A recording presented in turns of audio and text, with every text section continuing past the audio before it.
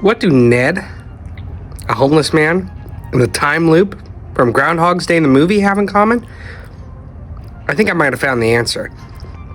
Or so the answer found me.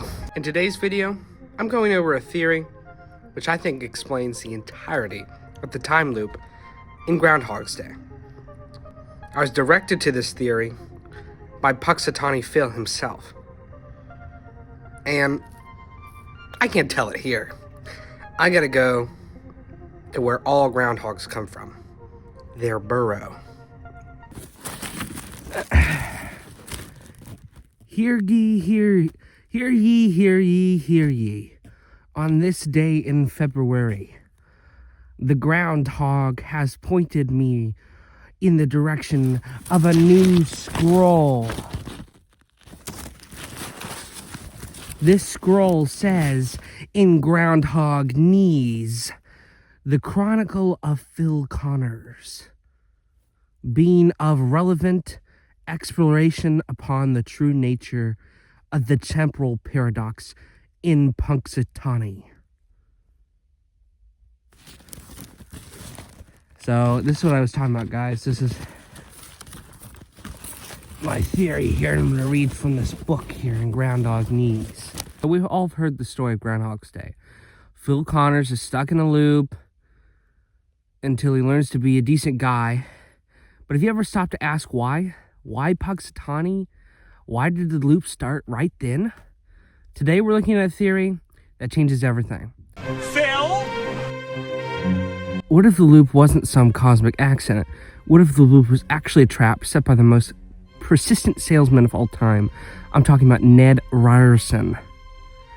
Think about the first time we see Ned. He's the first person to really get in Phil's face on the street.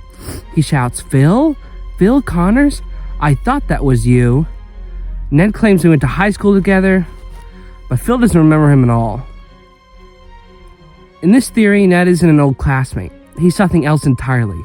He's testing Phil. He's looking for a spark of recognition. But when Phil treats him like garbage, the trap is set. The movie makes sure we see Ned every single morning. We see Phil meet Ned 8 different times in that first interaction scene. Hey! Phil? Phil? Hey! Phil? Phil? The only other scene that we see more besides Phil's wake-up scene and Phil's meeting with Ned is the scene where Phil tries and fails to save the homeless man's life. We'll get to that later. But why do we see Ned so many times? Because Ned is the anchor of the whole loop. Every time he tries to sell Phil insurance, he's actually offering him a way out. He asks Phil, "Do you have life insurance? Because if you do, you could always use a little more. Am I right or am I right?" According to legend, you can't break a curse without paying a price. Ned is literally asking Phil to buy his freedom. As long as Phil refuses, the day will keep resetting. Now, what does the homeless man have to do with Ned Ryerson? The homeless man is Ned in a different form. He's trying to get Phil to experience the reality of an uninsured man. The homeless man is introduced in the same scene as Ned.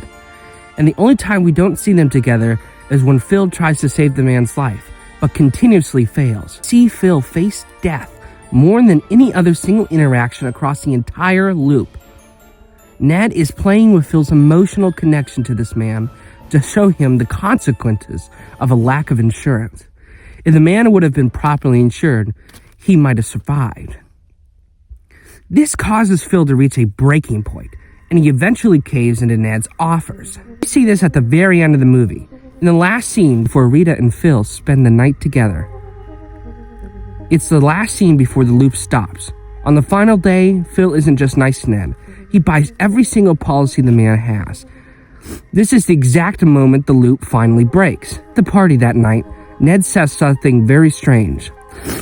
And I quote, "I'll say, I've not seen this guy for 20 years. He comes up to me and he buys whole term, Uniflex, fire, theft, auto, dental, health, with the optional death and dismemberment plan, water damage." All of these are things that happen to Phil through the loop. He ends by saying, "Phil, this is the best day of my life." To everyone else, it's only been one day. But to Ned, it's been years. He's been conscious the whole time, just waiting for his payout. Why would Ned do it? Maybe he's a trickster god. Maybe he's just a salesman who took closing the deal to a whole nother level. By trapping Phil, Ned ensured he would eventually become the perfect customer. The loop doesn't release Phil until Ned gets his commission. Next time you watch the movie, don't look at Ned as a nuisance. Look at him as the person holding the key to the prison. Phil doesn't escape because he found love. He escaped because he finally paid his premium. Ned Ryerson isn't just a salesman. He's the mastermind of the whole loop. And so that's what the groundhog has pointed me towards in Groundhog Knees. So that's my theory video for today. Let me know if you guys want me to do more theory videos. And yeah, I'll definitely do them. Have a happy Groundhog's Day. Well, that was it. I'm back from where all groundhogs come from. Their burrow. Deja vu.